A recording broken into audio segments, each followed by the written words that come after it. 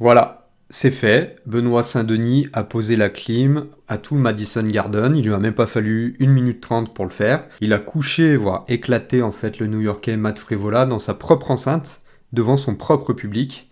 Une victoire éclatante vraiment pour notre Français, une victoire qui confirme son statut de star montante de l'UFC, une victoire qui va être analysée et qui est déjà analysée sous tous les angles par les commentateurs sportifs. Mais comme tu le sais, dans mon habitude, moi je vais prendre un autre angle. Je vais observer en fait avec mon propre regard la victoire de Benoît Saint-Denis pour commenter un peu sa posture, reprendre les éléments de préparation mentale qu'il a pu avoir et qu'il nous a partagé d'ailleurs juste après son combat dans la conférence de presse, mais aussi des éléments de stratégie de Benoît Saint-Denis dans sa faculté à construire sa propre légende et à créer un storytelling autour de son propre personnage. Donc tu vas voir, il y a pas mal de choses qu'on va pouvoir réemployer dans notre quotidien, des illustrations concrètes de développement personnel et de storytelling. Donc déjà, je suis obligé de revenir sur le combat et sur les éléments de contexte du combat. Si aujourd'hui la victoire de Benoît apparaît comme évidente, éclatante, il faut néanmoins pas oublier certains paramètres importants. Le premier paramètre, bien évidemment, c'est de rappeler que le combat avait lieu au Madison Square Garden, dans une enceinte qui était totalement acquise à l'adversaire de Benoît, à savoir Matt Frevola, qui est un natif de New York. Rien que là-dessus, en fait, il faut se dire qu'il y a vraiment une force mentale à se construire pour faire face au sifflet du public et de s'en servir comme une force pour ensuite se galvaniser. Donc ça, c'est super intéressant de voir que Benoît a su se servir de ça pour en faire une véritable force. Et puis un autre élément que je souhaite rappeler, il y avait une opportunité quasi unique à saisir parce qu'autour de ce combat, il y avait un alignement des planètes puisqu'il avait lieu le jour de l'armistice, entre deux anciens militaires, même si Benoît il a une expérience militaire un peu plus forte que Matt Frevola, ça remet pas en cause son engagement, mais Benoît il a quand même exercé dans les forces spéciales. Et Benoît il le rappelle dans la conférence de presse d'après-combat, Matt Frevola il n'avait pas forcément un grand intérêt à réaliser ce combat. Et pourquoi du coup Matt Frevola il a accepté ce combat ? On suppose que c'est parce qu'il y avait quand même une portée historique assez unique pour les deux combattants. Et ça vient rajouter un élément de pression supplémentaire. D'autant plus que dans ce combat, je pense que Benoît il avait beaucoup plus à perdre que son adversaire. Pourquoi donc ?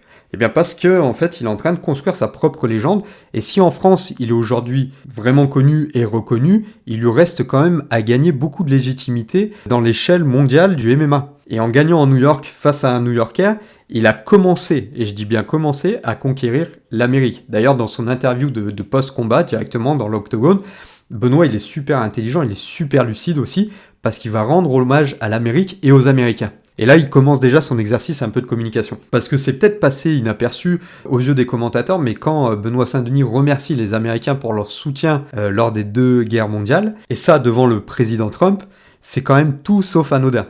On voit bien qu'il est en train de construire, et il est en train de travailler et d'alimenter la légende, le personnage d'ancien combattant, et ça fait vraiment partie de son storytelling. Et on voit qu'il tire une grande force mentale justement de cette expérience comme ancien combattant des forces spéciales françaises. Mais pas seulement. Là, je vais commenter la conférence de presse d'après-combat, qui est très très révélatrice sous bien des aspects, des ressources que va puiser Benoît Saint-Denis. En fait, il a une base qui est assez simple, qui est sans friauture, puisqu'il va tirer sa force mentale de qui il est, de comment il a grandi, de son éducation, de sa faculté de travail au quotidien, de sa façon de travailler au quotidien, des leçons qu'il va tirer de chaque combat et de l'expérience qu'il accumule au fil du temps.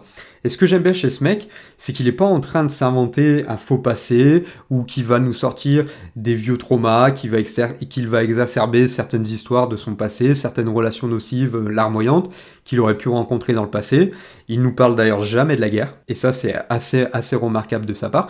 En fait, Benoît, il est vraiment loin de tout ça, et c'est ce que j'ai l'habitude d'appeler des mecs de l'ombre, en fait, des mecs qui vont aller au boulot, qui vont avancer sans un bruit, et qui, d'un coup, pour sortir de leurs conditions de manard, ils vont accepter de prendre des risques pour leur bien, mais aussi et surtout pour le bien de leur entourage. Et d'ailleurs, c'est ce qui explique Benoît dans ses dernières interviews.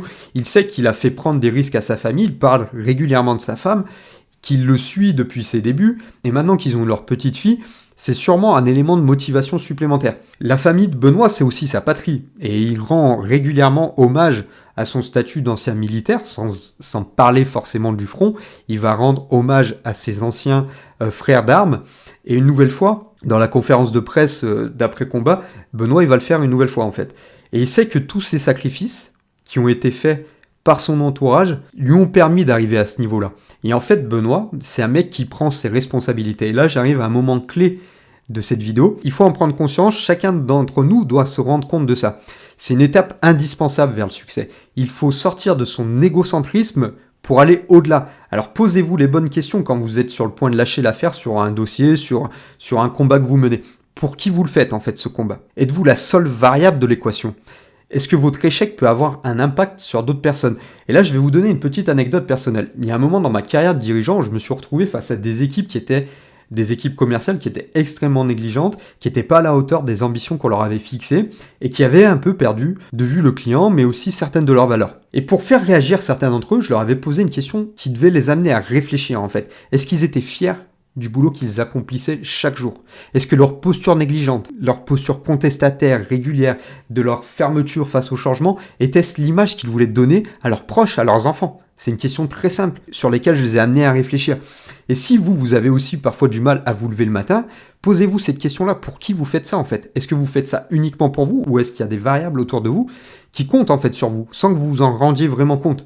Et posez-vous vraiment cette question-là au lieu d'aller chercher à rejeter la faute sur quelqu'un d'autre. Et des fois, il faut ramener les gens en fait dans ces réalités-là pour leur permettre de revenir dans le match et pour leur permettre de chercher à nouveau à se dépasser.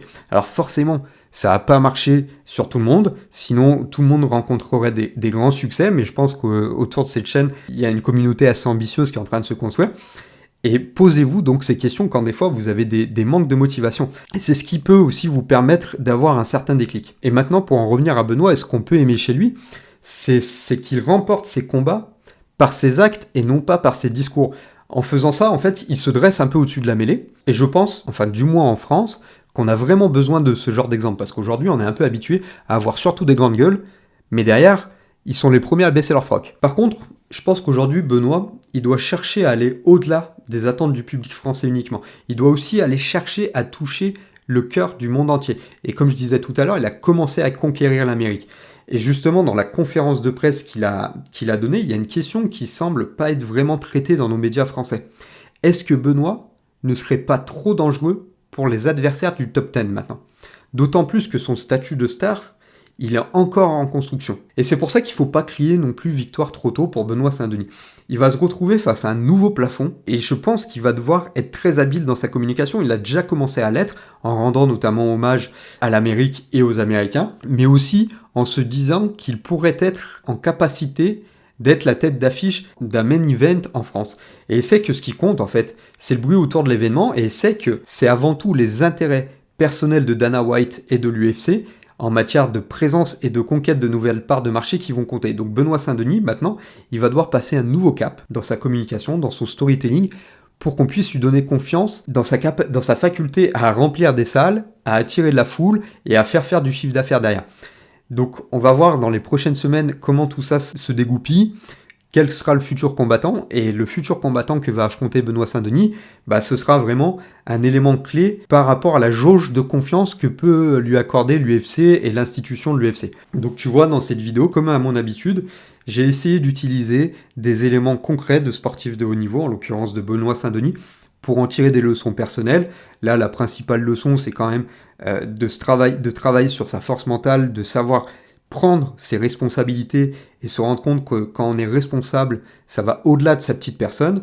Et puis aussi autour du storytelling, de savoir construire un storytelling comme l'a fait Benoît Saint-Denis, sans forcément ouvrir sa grande gueule sur les plateaux télé ou sur tous les réseaux sociaux, pour ensuite construire sa propre légende. Si toi aussi tu as des objectifs personnels ambitieux, ce dont je doute pas, tu peux prendre rendez-vous avec moi gratuitement et je serai ravi d'échanger sur tes ambitions et savoir si d'une manière ou d'une autre, je peux t'accompagner. En tous les cas, n'hésite pas à t'abonner, à partager cette vidéo. En tous les cas, je te remercie si tu as écouté jusqu'au bout et je te souhaite une très belle fin de journée.